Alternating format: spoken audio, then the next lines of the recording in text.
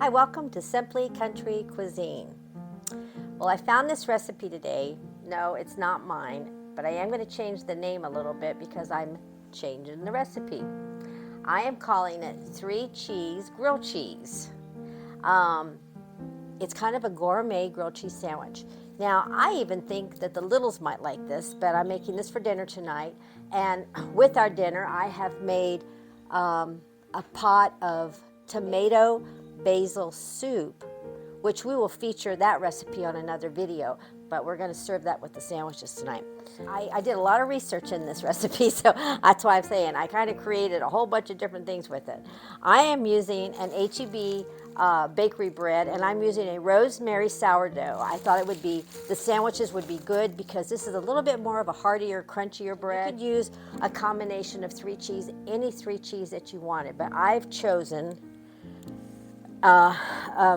quite a good Asiago, which kind of leans into the Parm family, but I chose the softer one. I wanted it more pliable, more meltable, where it'll melt.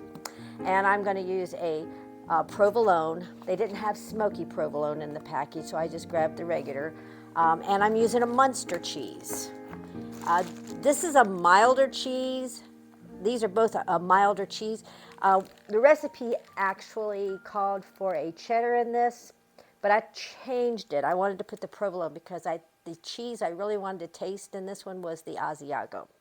So to get started, we're going to melt 2 tablespoons of butter in a saucepan with a pinch of red pepper flakes. And I'm going to crush some dried rosemary on my board and then put that in. I don't want to get too big of pieces into that. I'm heating up my soup right now. I used fire roasted petite canned tomatoes in this. And you could make this a creamy basil, but I thought with the cheese, I'd left the heavy cream out of it. That's an option that you could do, and because I thought that was enough dairy in the sandwiches. Now, I don't want my butter to burn, but I do want it to melt. Now, what I'm making is enough for 2 sandwiches. Of course, this can be increased or decreased. All right, while that's starting to melt, I am going to add a clove of garlic to this butter as well, and I'm going to crush it. Now, I took a clove off of the bulb. Now, I'm just going to dice it up pretty small. I could use my planer on this, I suppose, but I'm just going to really, really dice it up. And then I'm going to smash it with my knife. And you remember how I showed you the other day, if I really just wanted, I could add the salt to this, and then it would pull the juices out. But we won't do that today with this one, because I think that would make our sandwich just a little bit salty. So then take your knife and just smash it. Looks pretty good. Now, we'll go back to our butter. I'm going to turn the soup down a little bit and add the garlic to it. And I am just using a very little pinch of the red pepper flakes. I don't want it hot. I just want it to give it a little bit of a bite. One year my mom gave me this set of spoons, and I thought it was funny. You could use a smidgen, a pinch, or a dash. I think we just used a smidgen on this one. You saw that I took the butter off of the eye. I don't want it browning, and I don't want to burn my garlic. And I'm going to do the same thing with the rosemary as I did with the garlic. I'm going to put some of that rosemary on my board here, and just take my knife and just kind of crush it. You could substitute thyme in here if you wanted to, or if you wanted to go and make an Italian sandwich, you could use oregano or Italian seasoning in it. This is really kind of make it your own. And dried herbs are more powerful in taste than the fresh herbs. So keep that in mind. If you're using fresh herbs, you're going to have to use a little bit more. And we'll add that to our butter. Now, while we've been talking, I've been heating up my griddle pan. Okay, so I can turn the butter off. I'll put it back here. We'll take 2 slices. Now I'm going to go into the loaf. I want my slices to be pretty even. I don't want to have a little tiny piece and a big one. So I'm going to try to get them into the middle of the loaf. And to start out with, we're going to put 1 slice of each of the cheeses on our sandwich.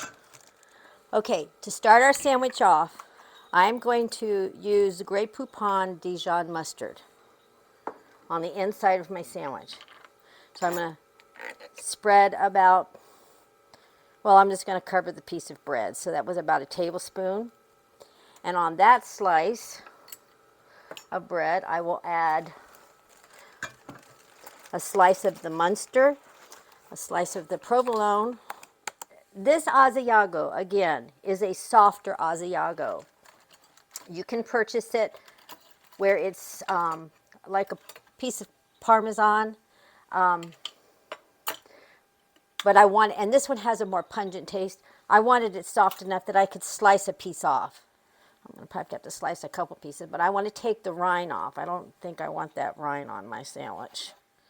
Put a little piece there. And I'm not adding a ton of this. This has got a pungent taste. Okay, and then on the inside of my sandwich, I want to add some mustard as well. I'm going to tell you, when I make a regular grilled cheese sandwich, a cheddar cheese, regular bread, I put nothing on the inside. I put the cheese in there. And instead of adding butter to the outside of my bread, I smear mayonnaise. Mayonnaise browns your sandwich so good, and it gives it a real nice crunchy taste. But I'm not going to with this one because I want the flavored butter on it. So I've got my griddle pretty hot.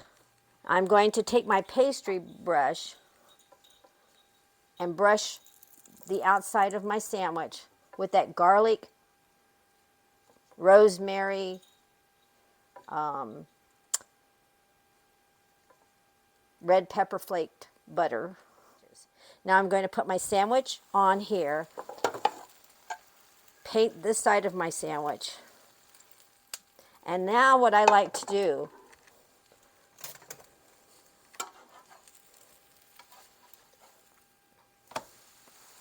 I'm going to put this lid on for just a second. It'll help melt that cheese.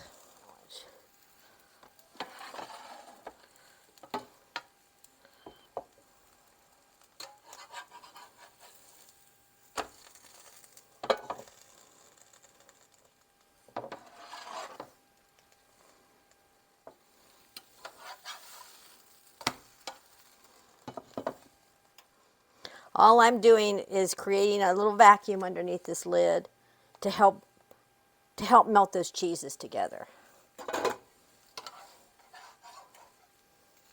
All right. Okay, we have our 3-cheese grilled cheese, our tomato soup, and I've dolloped a little sour cream in the center. And we're about to take a bite. Smells good.